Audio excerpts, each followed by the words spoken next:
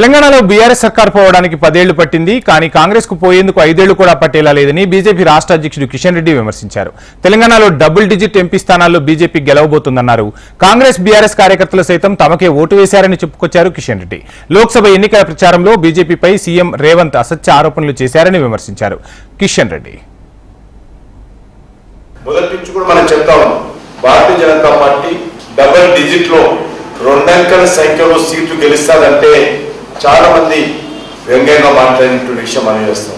కానీ ఈరోజు పోలింగ్ తర్వాత రాజకీయ విశ్లేషకులు కానీ లేక ఇతర రాజకీయ పార్టీ ప్రతినిధులు కానీ అందరూ కూడా ఈరోజు భారతీయ జనతా పార్టీ బలపడుతుందని, తన కాళ్ళ కింద భూమి కదిలిపోతుందని, అసెంబ్లీ ఎన్నికల్లో వచ్చినటువంటి బలం రాదని అనేక రకాలుగా బురద జరిగేటువంటి ప్రయత్నం, అబద్ధాలు అనేటువంటి ప్రయత్నం, తప్పుడు ప్రచారం చేసేటువంటి ప్రయత్నం చేయడం జరిగింది.